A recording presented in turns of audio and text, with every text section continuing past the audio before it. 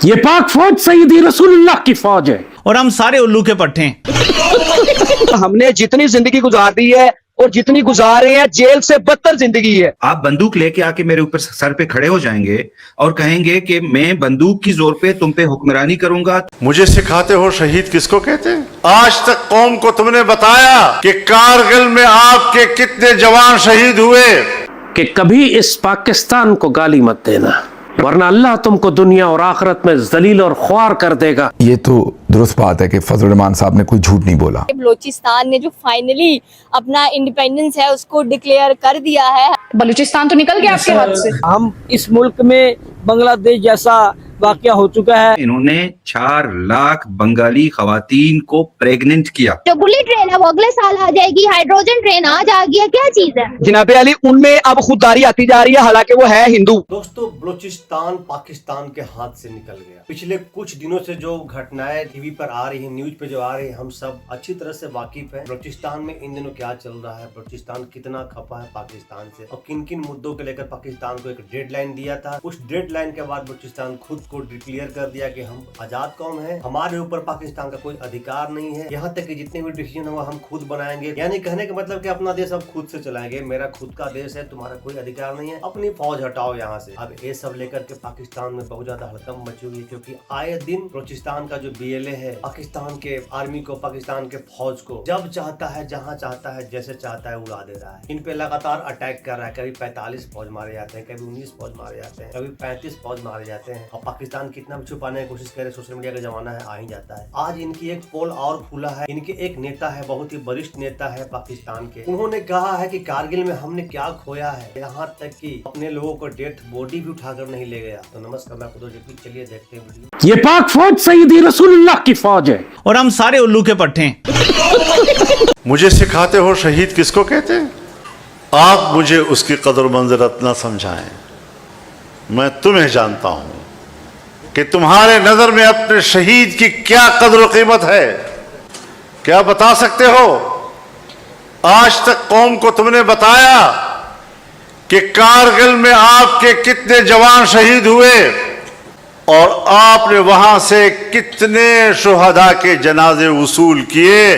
जरा बताओ तो सही। तुम अपने शुहदा के जनाजे वसूल करने के लिए तैयार नहीं हो। तुमने अपने जनाजे हिंदुओं के हवाले किए। कर्नल शेर खान अगर हमें मिला, हिंदुस्तान के इसरार के बाद हमने उनका जनाजा वसूल किया है।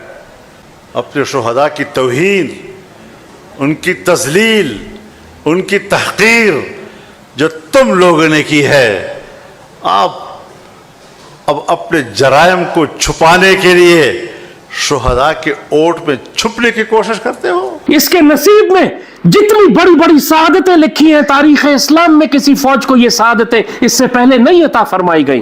एक बार मजा ना करा दिया ना तो पैसे वापस। 1400 साल की मुस्लिम तारीख में किसी फौज के लिए इतनी बिशारतें नहीं है जितनी पाक फौज के लिए है। ये तो दुरुस्त बात है कि फजल रहमान साहब ने कोई झूठ नहीं बोला, वो सही कह रहे हैं।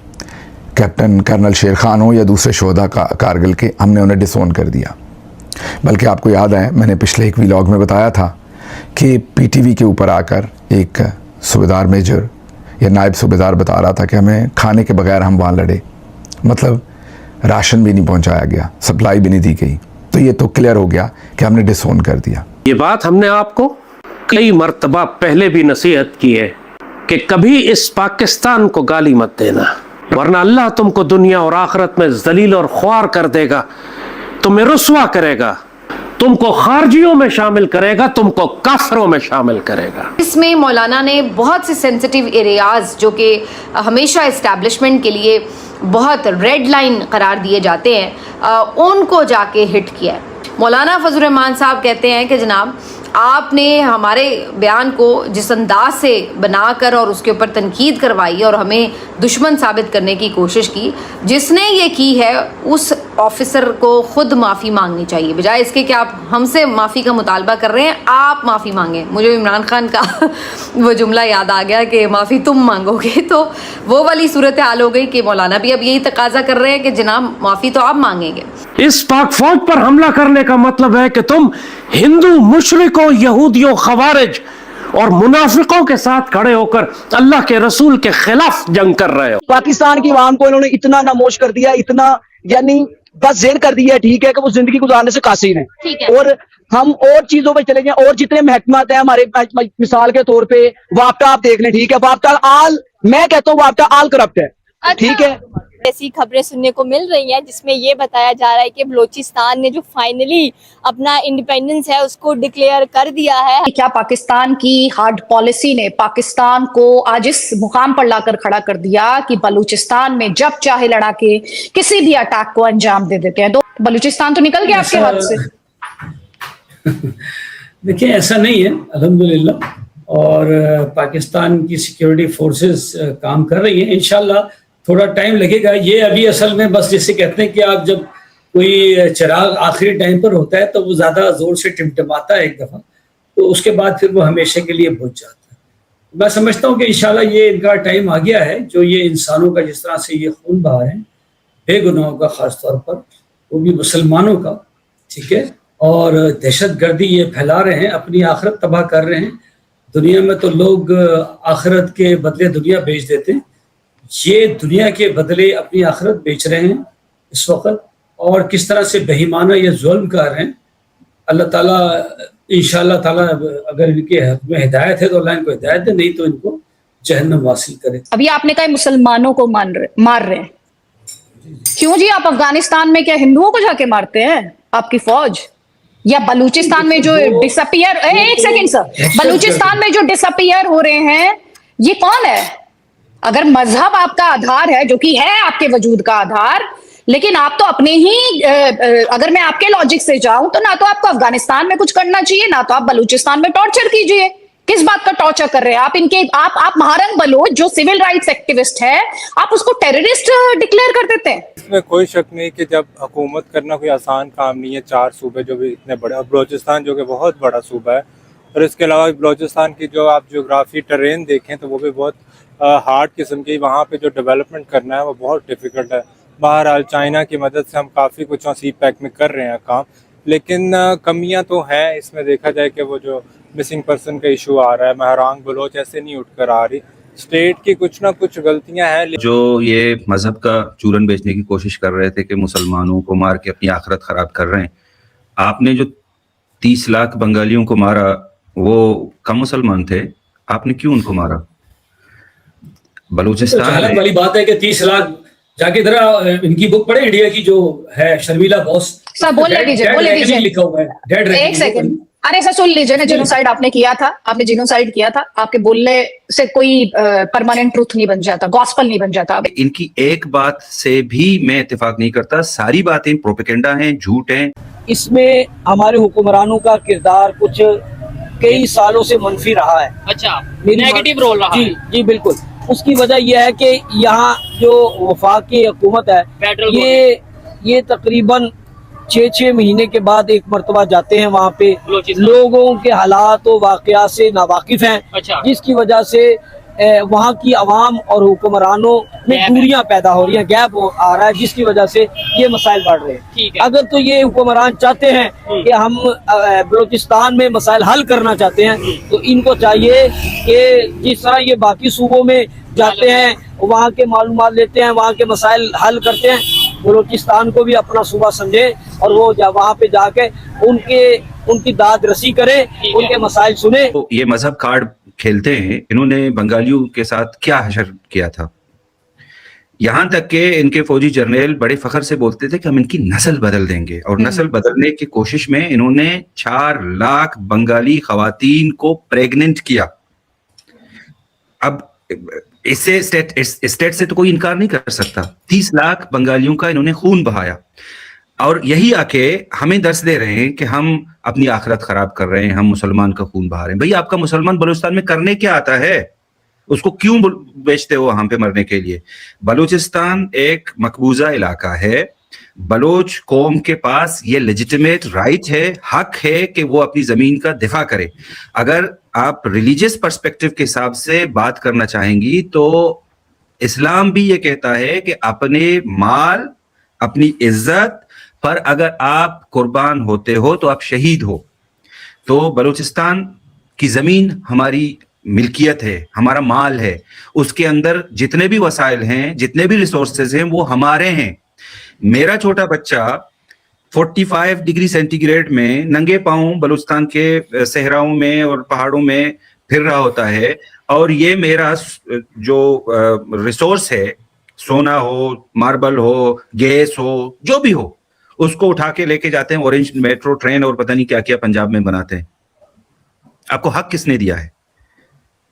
آپ نے بلوچستان پہ ایک غیر قانونی طریقے سے قبضہ کیا ہے. ہم اس ملک میں بنگلہ دیش جیسا واقعہ ہو چکا ہے, ہم متحمل نہیں ہیں, اور بلوچستان جو ایک سونے کی چڑیا ہے, یہود و نصارہ اس کو لینے کے لیے بڑی پلاننگ کر رہے ہیں, بڑی سازشیں کر رہے ہیں. مریم نواز صاحبہ, ہم نے جتنی زندگی گزار دی ہے اور جتنی گزار رہے ہیں, جیل سے بدتر زندگی ہے. یقین کریں آپ, ہم وہ زندگی گزار سکتے ہیں. ہمارے یہاں کتنے نوجوان ہیں جو وہ تو ان کا حق ہے نا, در بدر ہو چکے ہیں. حق تو ہمارا پاکستانیوں کا ہے, کیا وہ انسان نہیں ہے؟ ہم بالکل اس خون خرابہ, وائلنس, یہ ساری چیزوں کو ہم پسند نہیں کرتے, لیکن ہمارے پاس رستہ کیا چھوڑا ہے؟ آپ بندوق لے کے آ کے میرے اوپر سر پہ کھڑے ہو جائیں گے اور کہیں گے کہ میں بندوق کی زور پہ تم پہ حکمرانی کروں گا, تم پہ حاکمی کروں گا, تمہارا حق بھی چھینوں گا, تمہارے بچوں کے منہ کا نوالا بھی چھین کے لے کے جاؤں گا, اور دوسری طرف سے یہ توقع ہم سے رکھا جائے کہ ہم خاموشی سے یہ سب کچھ ہونے دیں, تو that's not the way things work. اس طرح سے کام نہیں چلتا. بتائیے گا, ایک بجٹ تو اسمبلیز میں بنتا ہے اور دوسرا بجٹ ہوتا ہے جو گھر میں بنتا ہے, جو کہ آپ کا ماہانہ بجٹ ہوتا ہے. اتنی مہنگائی کے دور میں کیا وہ بجٹ بن پا رہا ہے آپ لوگوں کے گھر میں؟ پر اللہ چلا رہا ہے سب کو, اللہ چلا رہا ہے سب کو, اور چلاتا رہے گا انشاءاللہ تعالیٰ جب تک ہمت ہے. بجٹ بناتے ہیں آپ ماہانہ؟ بجٹ بنائیں گے تو ہم گھر نہیں چلا پائیں گے. سیلیاں کام ہے ہم لوگوں کی, ٹھیک ہے, مہنگائی بہت زیادہ ہے, تو اس وجہ اس مہنگائی کے اندر گھر کو چلانا بہت مشکل ہے. اب ہر انسان کے 2 3 بچے, کرائے کے مکان ہیں. اب جتنی یہ لوگ سیلری دے رہے ہیں اتنا تو جو ہے کہ بچوں کی اسکولوں کی فیسوں میں اور کاپی کتابوں میں لگ جاتا ہے, یونیفارمس میں لگ جاتا ہے. کیا ایسی چیز ہے جو انڈیا پرووائڈ کر رہا ہے کہ وہاں پہ جو بلٹ ٹرین ہے وہ اگلے سال آ جائے گی, ہائیڈروجن ٹرین آج آ گئی ہے, کیا چیز ہے؟ جناب علی, ان میں اب خودداری آتی جا رہی ہے, حالانکہ وہ ہے ہندو, وہ ہندو ہے. ہیومن دیکھنا چاہیے نا ہمیں کہ ان کی زندگی کیسے گزر رہی ہے. وہ بے شک دوسرے ریلیجن سے تعلق رکھتے ہیں, لیکن وہ اپنی عوام کو سہولتیں دیتے ہیں. میرا خیال ہے آپ نے دیکھا ہوگا ٹک ٹاک وائرل ہے, تمل ناڈو کا ایک وہ ہے, ٹھیک ہے, اس نے عوام کو کہا کہ کوئی آپ سے کرپشن کی بات کرے, اس کے خلاف آپ کیس کریں, میں ایکشن لوں گا. جہاں پہ آپ کا ہر محکمہ ہی کرپٹ ہے, آل کرپٹ. مریم نواز صاحبہ, chief minister of Punjab, prime minister of Punjab, بالخصوص میں ویری جو بجٹ ابھی بھی آیا ہے, آپ کو لگا ہے کہ اس میں عام عوام کے بارے میں کسی قسم کا ریلیف رکھا گیا ہے؟ کچھ بھی نہیں رکھا گیا, کچھ نہیں ہے. کیا رکھا ہے آپ مجھے بتائیں, کیا رکھا گیا ہے؟ غریب عوام کے لیے کیا فیسلٹیز دی انہوں نے؟ پیسے بڑھاتے ہیں, پیٹرول کے اوپر بڑھاتے ہیں 50 روپے, کم کرتے ہیں 5 روپے.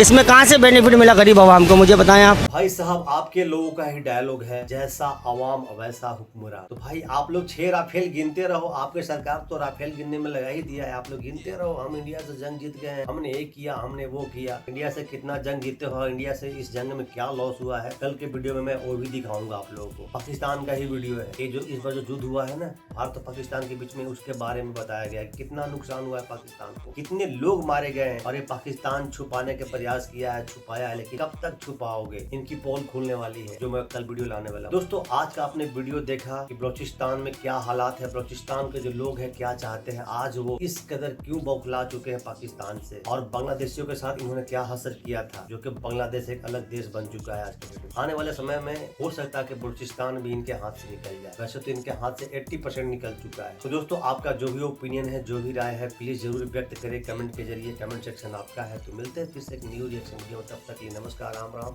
جے.